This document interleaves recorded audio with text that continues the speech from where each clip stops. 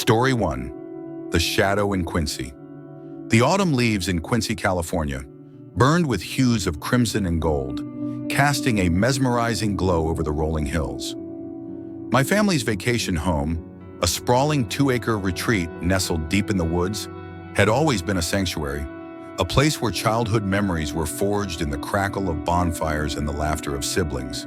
But as the years passed and adulthood pulled us in different directions, the house stood mostly empty, a quiet relic of simpler times. That October, however, I decided to breathe new life into those memories by inviting Rose, my new girlfriend, for a weekend escape. It was our 5th date, and the idea of sharing this cherished place with her felt like the perfect way to deepen our budding connection. The 5-hour drive from the city was a journey through time as much as space. We wove through conversations about our favorite TV shows, shared stories of childhood dreams, and laughed over the absurdities of life, all while the radio hummed with stand-up comedy and thought-provoking podcasts. By the time we reached Quincy, the quaint village greeted us with its sleepy charm. Wooden storefronts glowing under the soft light of dusk. Locals exchanging nods as they shuffled home. I wanted Rose to see the heart of this place before we retreated to the solitude of the property. So we cruised through the main street, her eyes wide with delight at the small-town allure. The house itself was a rustic masterpiece, its weathered cedar walls blending seamlessly with the towering pines that encircled it. A modest wooden fence marked the entrance, more a gesture of privacy than a true barrier. Left closed when the place was unoccupied. I hopped out to swing it open, the crisp air biting at my fingertips, and drove us onto the property. My father's landscapers had done their job well. The lawn was pristine, the flower beds vibrant despite the late season. Rose's gasp of awe as she took in the view warmed me more than the fading sunlight. We settled in quickly, unpacking our bags and exploring the house. I gave her the grand tour, the creaky staircase, the cozy living room with its stone fireplace, the back deck where a hot tub bubbled invitingly under a protective awning. As I flipped the switch to heat the water for later, we decided to venture into town for lunch at my favorite diner, a greasy spoon where the burgers were legendary and the jukebox played hits from decades past. Afterward, we wandered through the Plumas County Museum, losing ourselves in artifacts of a bygone era, before the lengthening shadows urged us back to the house. Night had fallen by the time we returned, the woods cloaking the property in an inky darkness. The hot tub was the perfect retreat, its steaming waters a stark contrast to the chilly air. We sank into the warmth, laughing and sipping wine, the stars above us a dazzling canopy. For a moment, everything was perfect, until the unmistakable crunch of leaves shattered the silence. It was close, deliberate, like footsteps stalking through the underbrush. My heart skipped a beat. "Bear?" Rose whispered, her voice trembling. We froze, straining to listen, but the sound persisted, rhythmic and unnervingly human. Panic surged through me. We scrambled out of the tub, water sloshing everywhere, and bolted inside, locking the door behind us. I flicked off every light, inside and out, hoping darkness would shield us from whatever, or whoever, was out there. Peering through a window, I expected to see the hulking shape of a bear, but instead a human silhouette glided along the side of the house, purposeful and silent. My blood ran cold. I raced to the back door, securing the lock and yanking the blinds shut, whispering to Rose to stay quiet. The footsteps circled the house, slow and methodical, until they stopped at the front door.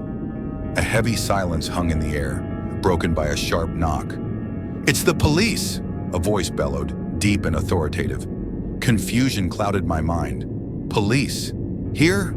The nearest neighbor was a quarter-mile away. Why would they be at our door? I crept to the front, my voice steady despite the fear gnawing at me. "Is there a problem?" I called through the closed door. "We got a breaking and entering call," the voice replied, but there was a strange hesitation in his tone, a pause that felt rehearsed. My skepticism grew. "How's that possible?" I pressed. "There's no one close enough to report anything." Another pause, longer this time.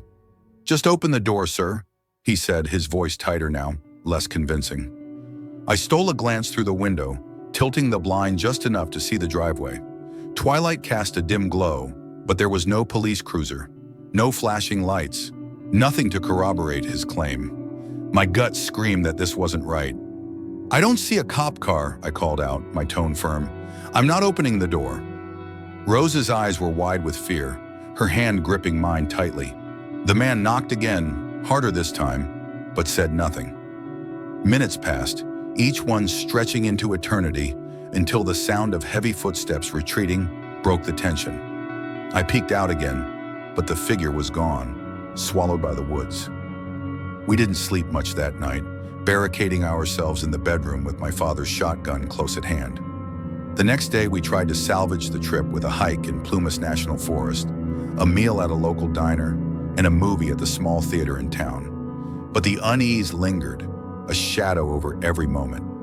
As we returned to the house that evening, the darkness felt heavier, more oppressive.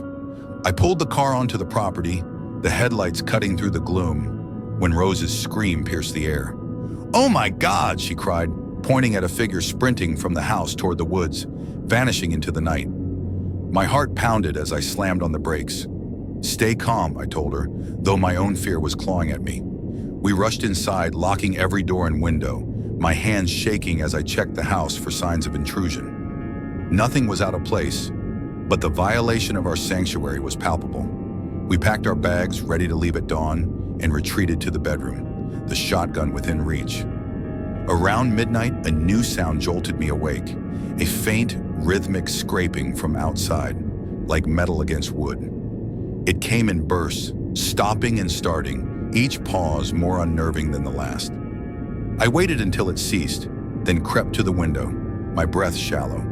Peeling back the blind, I found myself staring into the eyes of a man pressed against the glass, his face obscured by shadow. I stumbled back, a scream tearing from my throat. Rose woke, her voice frantic, but I was already moving, Renwu force, grabbing the shotgun and racing outside. I fired 3 rounds into the air, shouting like a man possessed, hoping to scare off the intruder. The adrenaline surged, a wild rush that made me feel invincible. But as it faded, the fear returned, colder and sharper than before. The next morning, we left Quincy, shaken but alive.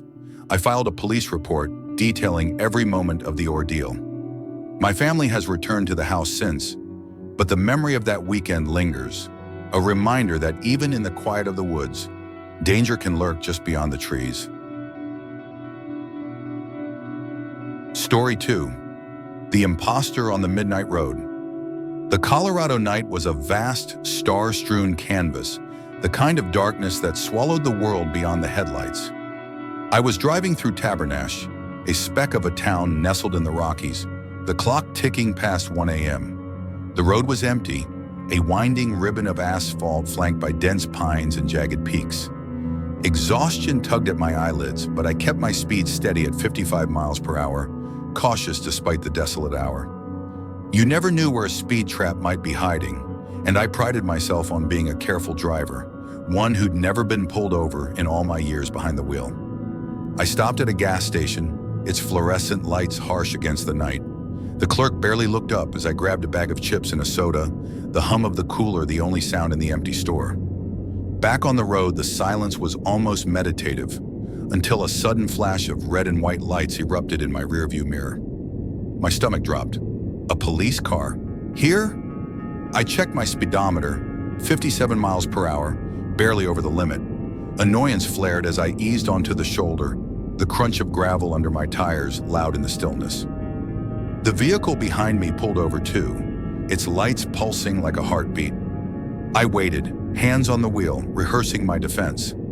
I hadn't been speeding, hadn't swerved, hadn't done anything wrong. The figure that approached was tall, his silhouette sharp against the glare of his headlights.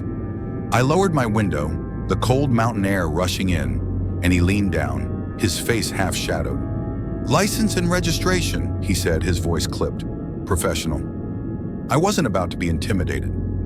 "Can you tell me why you pulled me over?" I asked, keeping my tone even but firm. "I wasn't speeding, and my lights are fine." He tilted his head, his expression unreadable. "I'll get to that. License and registration, please." Something felt off.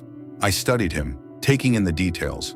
His uniform was dark, a black vest over a black shirt, but there was no police emblazoned across it. His badge gleamed faintly, but the words Criminal Task Force caught my eye. Not the standard insignia I'd seen on highway patrol. The lights on his car were red and white, no blue, which nagged at me. Was that normal? My instincts prickled, urging caution. "I'm not handing over my license until you explain why you stopped me," I said, my voice steady despite the unease creeping up my spine. "This doesn't feel right." He straightened, his posture tensing. "I'm with the undercover unit," he said, but the words sounded rehearsed like a line from a bad script. "License, now." "Badge number," I countered, knowing my rights. "You're required to provide it." "I don't have to give you that," he snapped, his tone sharper now, almost defensive. That was a red flag. Cops didn't dodge that request. My heart began to race, the pieces falling into place. No blue lights, no clear police markings, a vague explanation. This wasn't a cop. He leaned closer, his hand resting on the window frame. "Step out of the car," he ordered, his voice low and menacing. "I'm not comfortable with that," I replied, my grip tightening on the wheel. "Not until you get a supervisor here." His eyes narrowed and he raised his voice. "Get out of the car now!" He grabbed at the door handle, trying to wrench it open. Adrenaline surged and I reacted on instinct, shoving his hand away and slamming the car into drive. My foot hit the gas, tires screeching as I peeled out, his shout of "Stop!" fading behind me. The road blurred as I floored it, my pulse hammering. Was I fleeing a real cop? If so, I was in deep trouble. But if I was right, if this was an imposter, the alternative was far worse. His car roared to life behind me, lights flashing as he gave chase. My hands trembled as I fumbled for my phone, dialing 911 with one hand while steering with the other. "911, what's your emergency?" A woman's voice answered, calm and professional. "I'm being chased by someone I think is a fake cop," I blurted, my words tumbling out. He pulled me over, but his uniform's wrong, his car's unmarked, no blue lights, and he wouldn't give me a badge number. "I'm on Highway 40 near Tabernash." She asked for details, my location, the man's appearance, the car's description. I described his lean build, the black vest, the red and white lights. "He's still behind me," I said, glancing in the mirror at the relentless glow. "I don't know what he wants." "Head to the Fraser Winter Park Police Department," she instructed. "It's the closest station. I'm dispatching an officer to meet you there." I gripped the wheel, the road curving sharply as I pushed the speed limit, the imposter's car closing the gap. My mind raced with possibilities: robbery, kidnapping, or something darker. The intersection ahead loomed, and suddenly his lights went dark. He veered right, disappearing down a side road, the night swallowing him whole. I exhaled, relief mingling with dread. He was gone, but that only confirmed my fears. I reached the police station, its sign glowing like a beacon. A cruiser sat in the lot, and an officer stepped out as I pulled in, his uniform unmistakably official. Blue lights, clear police lettering. I spilled the story, every detail etched in my memory. The man's sharp features, the unmarked car, the intersection where he'd turned. The officer listened, jotting notes, his expression grave. "You did the right thing," he said, taking my contact information. "We'll look into it." As I drove away, the adrenaline ebbed, leaving a hollow ache. I'd escaped, but the what-ifs haunted me. Who was he? What did he want? The open road, once a place of freedom, now felt like a hunting ground, and I knew I'd never drive these lonely stretches the same way again. Story 3. The Nighttime Siege. At 29, I'd carved out a quiet life in a small Michigan town, trading the chaos of city living for the serenity of rural solitude. My house, a modest 2-story surrounded by sprawling fields and distant woods, was my weekend refuge, a place to escape the grind of work and the clamor of crowds. The nearest neighbors were far enough away to ensure privacy, their homes mere specks on the horizon. Crime was rare here, the town's low population a shield against the troubles of urban life. But as I'd soon learn, isolation could be its own kind of danger. It was a Friday evening when I arrived after a long drive from the city, the sky painted in hues of violet and amber. I'd barely settled in, tossing my bag onto the couch and flipping on the TV to continue my Yellowstone binge, when a knock at the door startled me. Frowning, I crossed the room and opened it to find a man in his late 30s, clipboard in hand, his smile practiced and overly friendly. "Evening," he said, launching into a pitch about home security systems. "You happy with your current setup?" "I don't have one," I admitted, trying to keep the conversation short. "And I'm not really interested. No one's breaking into this place. It's not exactly a mansion." He chuckled, but his eyes lingered, scanning the porch, the windows, the darkened yard beyond. "You'd be surprised," he said, his tone shifting to one of concern. "There have been a string of break-ins around here lately. Remote places like this, prime targets." I hadn't heard of any break-ins, but his words planted a seed of unease. He pressed further, asking who I lived with. "Just me," I said, immediately regretting the admission. His smile tightened, and he leaned in slightly, offering to waive the installation fee if I gave him my number for a follow-up call. Against my better judgment, I scribbled my number on his clipboard, eager to end the exchange.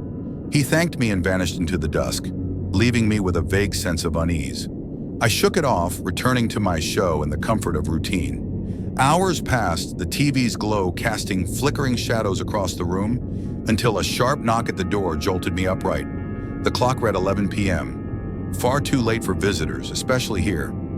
I froze, the sound echoing in the silence. Another knock followed, louder, more insistent. My pulse quickened. Neighbors didn't drop by unannounced, and I had no friends in town. Ignoring it, I turned up the TV, hoping whoever it was would leave. But a third set of knocks rattled the door, each one heavier, more deliberate.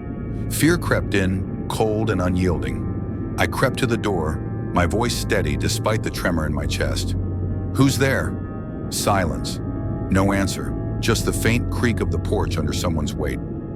My mind flashed to every horror movie I'd ever seen. Isolated house, stranger in the night. I wasn't opening that door. "I'm not interested in whatever you're selling," I called out, improvising. "And I've got a gun I'm not afraid to use." It was a bluff. I didn't own a gun, but it felt like the right move. The knocking stopped, and I exhaled, thinking I'd scared them off. I sank back onto the couch, the tension easing, when my phone buzzed. The screen lit up with 911 emergency services, a caller ID that made my stomach lurch. I'd never heard of 911 calling anyone. Hesitant, I answered. "Is this George?" A man's voice asked, calm but authoritative. "Yes," I replied, wary. "This is the police department. We have officers outside your house. There's been a report of a crime on your block, and we need to ask you some questions." The words didn't sit right. A crime? Here? The nearest house was a mile away. "Can you have the officers step to the window so I can see them?" I asked, my voice tight. "They're already outside," he said, dodging the request. "Just open the door." That was a lie, and I knew it. "I don't answer questions," I said, hanging up. My heart raced as I realized this was a setup.